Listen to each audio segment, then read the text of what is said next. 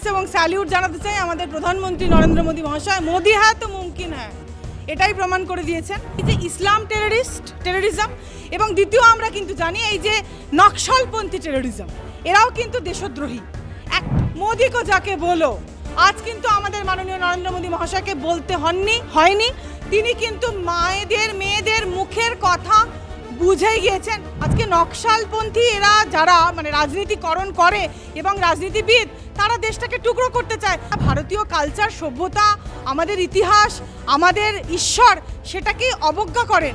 আর তারা তো অবশ্যই, তাদের কাছে এগুলো নিছক একটা হাস্য কৌতুকই লাগে। এনআইএ কেন হওয়া উচিত নয় মহুয়া মৈত্র মহাশয়ের বিরুদ্ধে? এফআইআর কি রুজু হওয়া উচিত নয়? ভালো, আমি নরেন্দ্র মোদী মহাশয়কে একটা বিশাল বড় থ্যাঙ্কস এবং স্যালিউট জানাতে চাই আমাদের প্রধানমন্ত্রী নরেন্দ্র মোদী মহাশয়। মোদী হ্যাঁ তো মুমকিন হ্যাঁ, এটাই প্রমাণ করে দিয়েছেন।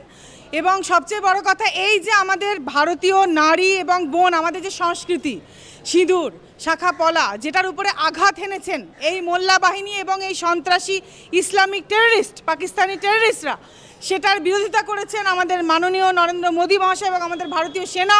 তারা কিন্তু এটা প্রমাণ করে দিয়েছেন যে ভারত যখন প্রত্যাঘাত দেয়, তখন প্রত্যাঘাতটা ঠিক এই রকমভাবেই হয়, তখন কিন্তু উঠে দাঁড়ানোর মতন অবস্থা থাকে না। ভারত একটা শান্তিপূর্ণ দেশ, সবসময় পিস এবং ট্রাঙ্কুইলিটি কিন্তু মেনটেন করে চলে। তাই ভারত যাতে পিস এবং ট্রাঙ্কুইলিটির জায়গাটা মেনটেন করেই চলতে পারে, সেটা যেন দেখা হয়। যদি না দেখা হয়, তাহলে ভারত যখন ঘুরে দাঁড়াবে, তখন জায়গাটা খুব খারাপ জায়গায় চলে যাবে। আজকে আমাদের মা বোনেদেরকে আমরা দেখতে পাচ্ছি সিঁদুর মোছানোর জন্য নৃশংসভাবে তাদেরকে তাদের কাপড় সরিয়ে, তাদের কাপড় গা থেকে সরিয়ে এটা চেক করা হয়েছে যে তারা হিন্দু না মুসলিম। এই বর্বরতা, এই অসভ্যতা আমরা শেষ কবে দেখেছি, আমরা কবে দেখতে পারছি, আমাদের এই জেনারেশনও আমরা জানি না, জানা নেই। এতটা নৃশংসতা হিন্দু ধর্মের প্রতি, শুধুমাত্র হিন্দু হওয়ার কারণেই যখন মানুষকে একের পর এক গুলি খেতে হয় এবং তারপরে এটাই প্রত্যাঘাত আসে। মোদী কো যাকে বলো, আজ কিন্তু আমাদের মাননীয় নরেন্দ্র মোদী মহাশয়কে বলতে হয়নি, তিনি কিন্তু মেয়েদের মুখের কথা বুঝেই গিয়েছেন এবং তিনি প্রত্যাঘাত করেছেন। আমরা দেখতে পাচ্ছি প্রাণের বদলে কখনোই আমরা সেই প্রাণ অবশ্যই ফিরে দিতে পারি না, কিন্তু সিঁদুরের যে সম্মানটা, আমাদের ভারতীয় সংস্কৃতি কালচারের যে সম্মান, সেটা কতটা ইম্পর্টেন্ট জায়গা রাখে সিঁদুরের সম্মান, সেটাই একমাত্র প্রমাণ করেছেন আমাদের প্রধানমন্ত্রী মাননীয় নরেন্দ্র মোদী মহাশয়। এবং এই ক্ষেত্রে আমরা দেখতে পাচ্ছি যারা সেনাবাহিনী অসাধারণ কাজ করছে, এখনও যুদ্ধ চলছে, অবশ্যই এটা শুরু। পাকিস্তানকে আমরা শেষ হতে দেখতে চাই, কারণ আমাদের ভারতবাসী আমরা সকলে কিন্তু চেয়েছি রিভেঞ্জ। তার কারণ আমরা প্রতিশোধ এই জন্যই চেয়েছি, আমাদের ভারত মাতার যখন এতটা রক্ত পড়েছে, আজকে ভারত মাতা ব্লিড হয়েছে, সেই ক্ষেত্রে আমরা সকলে রিভেঞ্জ চেয়েছি। সেই মর্মে আমাদের প্রধানমন্ত্রীর প্রতি আমরা কৃতজ্ঞ। তিনি যেখানে বিরোধী থেকে শুরু করে কেন্দ্র সরকার থেকে শুরু করে বিরোধীরা সব একাট্টা হয়েছে, সেই জায়গায় দাঁড়িয়ে কবির সুমন তিনি মন্তব্য করছেন, আমার কাছে দেশপ্রেম একটা বুজরুকি।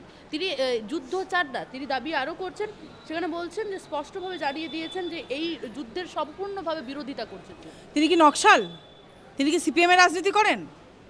কবির সুমন যার কথা প্রশ্নটা করলেন, ডেফিনেটলি করবেন, কারণ আমরা জানি এই যে ইসলাম টেররিজম এবং দ্বিতীয় আমরা কিন্তু জানি এই যে নকশালপন্থী টেররিজম, এরাও কিন্তু দেশদ্রোহী। একেবারেই তারা দেশদ্রোহী এবং দেশটাকে টুকরো করার জন্য যারা বলেন আমরা মুক্ত বিশ্ববিদ্যালয় চাই, আমরা মুক্ত চাই, কি তারা মুক্ত চান? একটা প্রদেশ, কাশ্মীর মাঙ্গে আজাদি, এরপরে তারা বলেন পশ্চিমবঙ্গ মাঙ্গে আজাদি, তারা পশ্চিমবঙ্গটাকেও টুকরো করতে চান।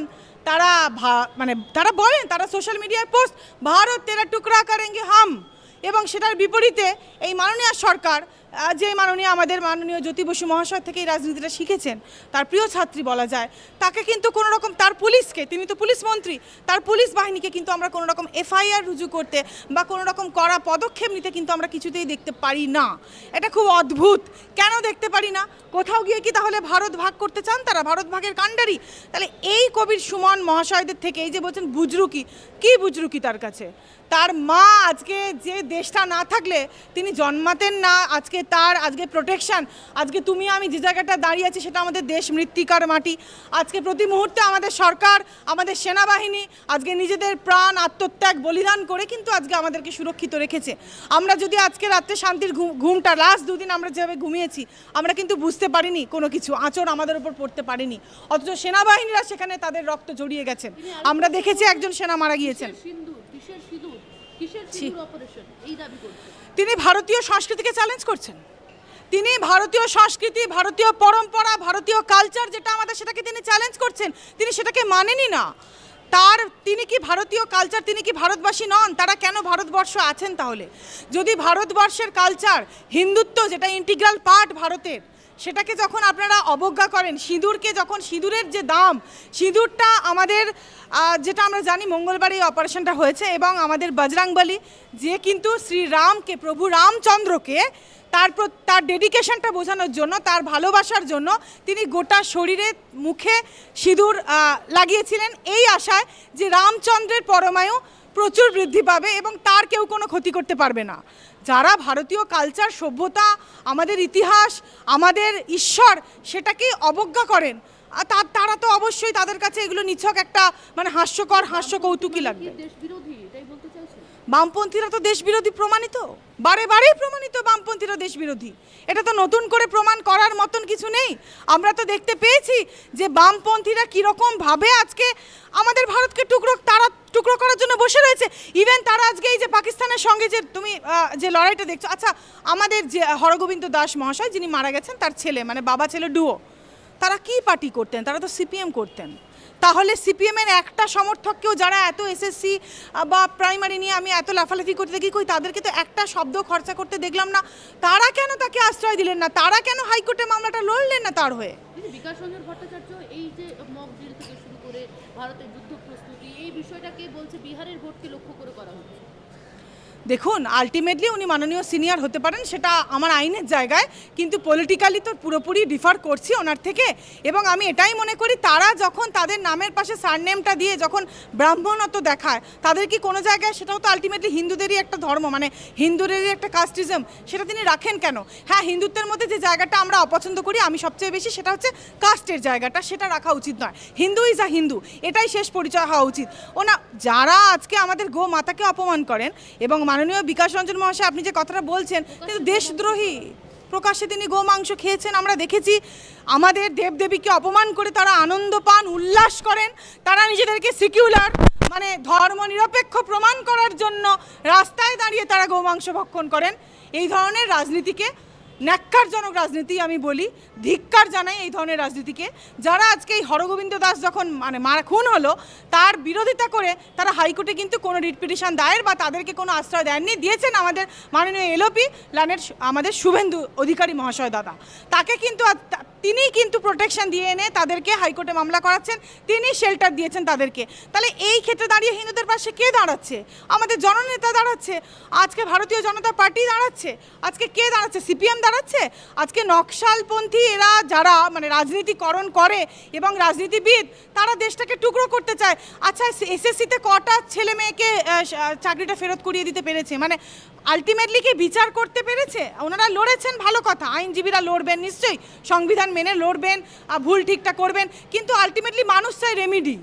মানুষ চায় না, মানুষ আইন কানুনের থেকেও বেশি মানুষ চায় তার পেটের ভাত, মাথায় ছাদ। তাহলে সেই জায়গাটা কি বিকাশ রঞ্জন বাবুরা দেখতে পেরেছেন? সেটার ব্যাপারে কি বলবেন?